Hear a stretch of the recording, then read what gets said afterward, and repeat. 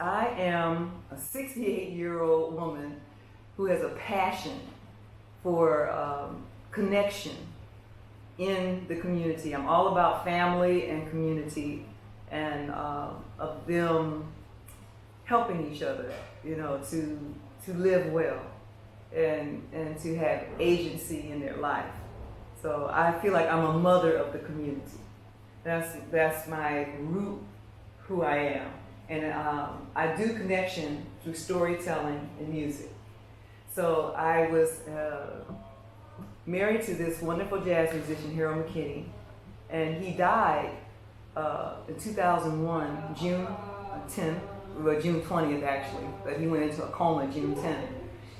And while he was in the coma, all of his work was in the basement, and the basement flooded. So I lost maybe 2/3 of his music, of his written music. You couldn't read it.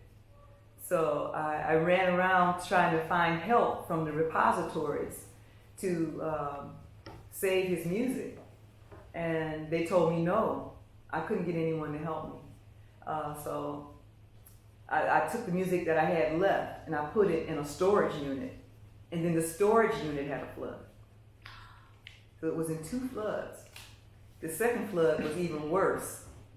And I lost more of his written music. But luckily, Harold did have some music that was in another place, in another recording studio. So I got that music. And this is the music that you were listening to, that my daughter was able to take the recorded music and have somebody write the lead sheets and the charts and make a new arrangement, and she recorded it. So we were able to save some of his music like that. Through this experience of trying to save his music, I became an archivist.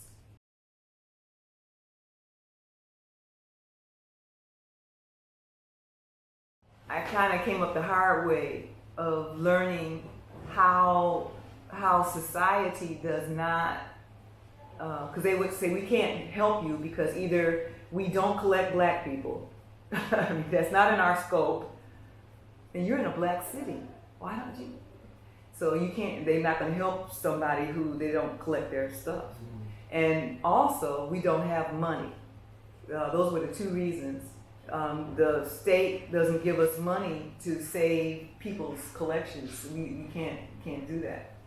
So I was telling somebody about this, a young man named Carlton Goltz, and he said, well, we got to do it ourselves. I said, that's right. That's why I'm in school. That's why I've become an archivist. I'm going to try to figure out how to do it myself. He says, well, let's make a group. So we got together and we made the Detroit Sound Conservancy.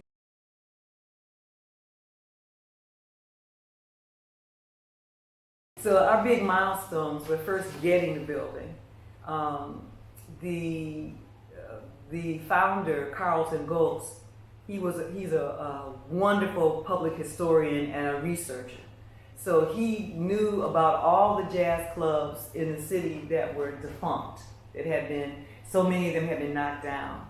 And he read the demolition, and he was the one that saw that the Bluebird Inn was getting ready to be vanished. So that was the first milestone, is to get the building. And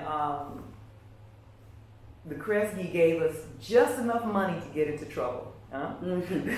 They gave us enough money to get the building, but they refused to give us any money to develop it.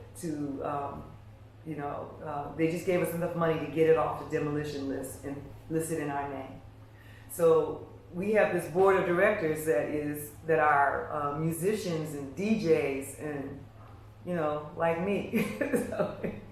So we decided that we were going to raise money, and we did it through a social media program. So we had raise the roof, kind of thing, and we had a temperature gauge.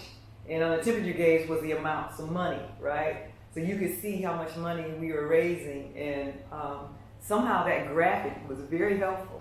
And we also got a Patreon account.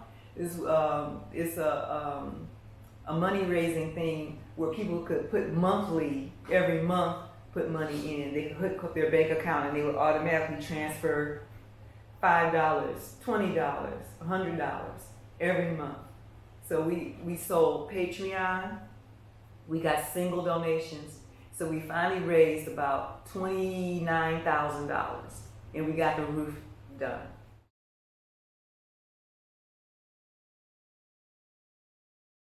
Doing that, we did newspaper accounts about how we were saving the Bluebird Inn. And so our name was in the news. And so people were kind of eager to start telling Bluebird stories, you know, and from those Bluebird stories, we were able to interest more musicians to come together. So we started this thing called the Legacy Council. So we cooked a lot of good food and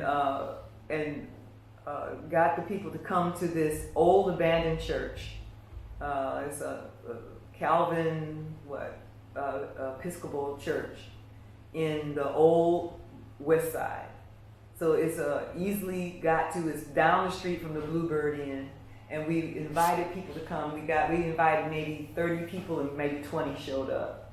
And they told their story, they introduced themselves and said how they were interested and how they were connected to music and the impact that music had on their life. And then they said, well, these are the problems we've had. You know, we've had people rip us off. We've had, we don't have enough distribution. We're not included in the festivals. We're not, and they talked about what their problems were. And so we said, okay, that's fine. And we reported back to them. We made a report about what they said and gave it back to them.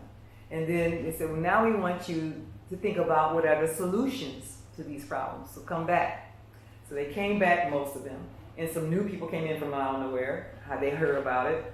And so they came in and they talked about how they could fix these problems. No place to rehearse.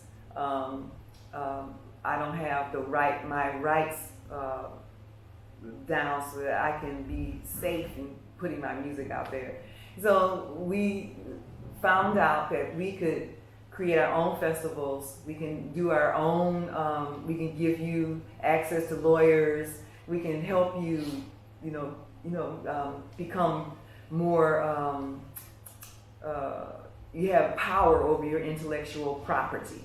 You have power over your rights. And this is how you do it. This is how you apply for the mechanical rights.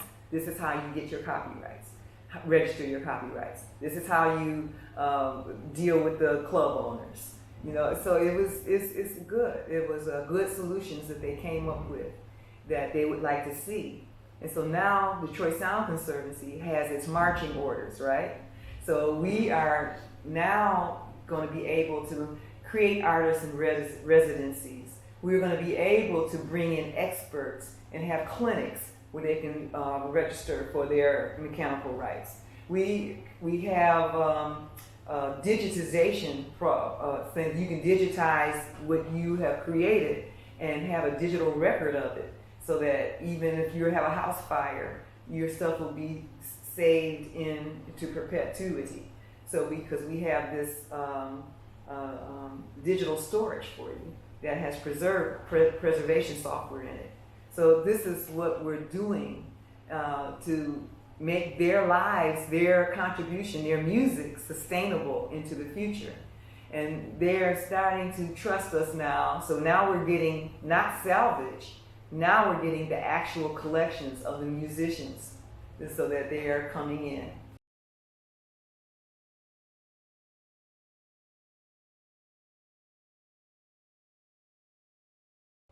I think oral history kind of fills in the holes of where you don't have actual archival records. You have to use oral histories and storytelling to figure out how the arc of the community went, and so the sustainability to me comes in identifying and talking and getting these people to talk about their experiences, their life, their artifacts that they still have. They maybe have photographs. They may have merchandise that they sold, like different T-shirts. They may have the flyers and the postcards that they did to advertise their events. So they provide that kind of evidence of what they lived, what they experienced. And so these artifacts and the oral histories are the record. And that's how you can sustain the knowledge of where you have been, the history. And if you know where you've been, then you can project, into what the future may look like. And we have the universities sending students to help me do the archiving work, the processing work of the physical and the digital, so that they're starting to write reports and do scholarly journals, having articles about it, so that it's not only going to be in the community level, it's going to be in the academic level too. And that's important because from the academic level, people are reading these reports and says, well, I can make a movie with this body of work. So now we're having people come and visit the archives who say, I might be writing about this. And so I want to do a book based on how punk and garage, how they became, one became the other, and how the transition, and who was the people who did that. So who were the people who did that? So that's what is, to me, creating sustainability that is in these different arenas, different areas. It's not only just in the community level, now it's coming into the academic, now it's going to be coming into the professional, because they are learning the changes from some of the jazz tunes, and some of them are sampling some of the old jazz records, and they're making it into new music.